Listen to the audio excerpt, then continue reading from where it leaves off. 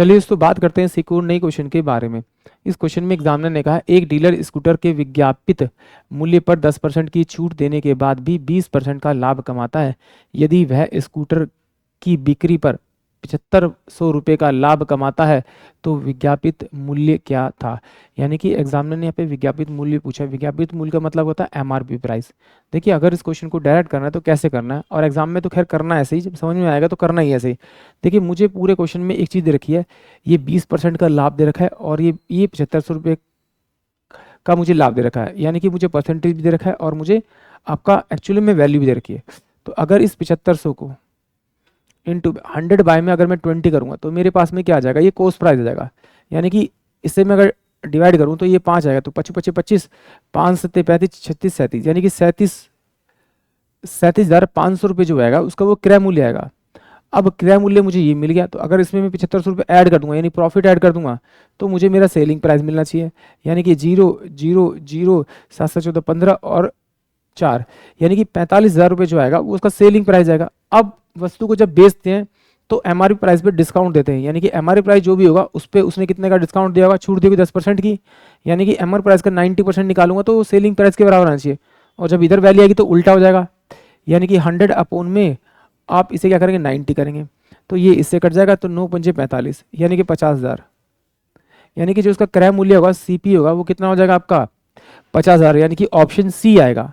Exam में तो खैर करना इसी तरह से, बट चलिए इसी एक बार डिटेल से और समझ लेते हैं कि एक्चुअली हुआ कैसे, और हो सकता है कोई बच्चा ऐसा हो जिसको ना क्लियर होगा डायरेक्ट, क्योंकि वैल्यू मैच करने में थोड़ी सी डिफिकल्टी होगी, जिसका बेसिक ठीक नहीं होगा। तो मैं मान लेता हूँ कि जो उसका सीपी जो है वो 100 रुपये था, तो उसको प्रॉफिट कितने का था, उसे बेचने पे 20% का एग्जाम में दिया, तो यानी कि 100 रुपये की चीज़ पे 20 रुपये का प्रॉफिट चाहिए उसे, तब वो उसे बेचेगा 120 रुपये में। ये 120 रुपये क्या है उसका एसपी यानी विक्रय मूल्य दे रखा है, विक्रय मूल्य दे रखा है। फिर एग्जामिनर ने कहा कि भाई उसने जो वस्तु बेची है वो मार्क प्राइस पे 10% डिस्काउंट देके बेची है। तो सिंपल सी बात है, अगर मैं इसको निकाल लूँ 120 इंटू में 100 बाय में अगर मैं 90 कर लूँ तो ये इससे चल जाएगा 3 चौक 12 3 तिया 9, यानी कि मैं इसे लिखूंगा आपका 400 बटे में 3, ये मेरे पास क्या हो जाएगा आपका मार्क प्राइस हो जाएगा। एक बार समझ लेते हैं इसको कि आया कैसे। देखिए इसने क्या दे रखा था, मुझे 120 दे रखा था, मुझे सेलिंग प्राइस यानी एसपी। तो एसपी कब आता है, जब मैं मार्क प्राइस यानी कि अंकित मूल्य पर छूट दूंगा कितनी 10% की, इसका 10% निकाल के इसमें से माइनस करूंगा तो इसके बराबर आएगा, या फिर रिमेनिंग वैल्यू निकाल लेता हूँ इसकी 90 बाय में 100। तो अब देखिए जब इसको सॉल्व करूंगा तो ये वैल्यू 120 इंटू में 100 बाय में आपका कितना हो जाएगा, आपका 90 हो जाएगा, यानी कि सेम यही आ गया।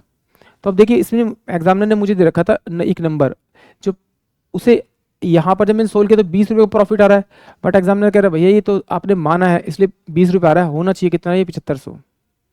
इस 2 से मैं इसको इस 0 से जो काटूंगा तो 750 बटे में आपका 2 आ जाएगा।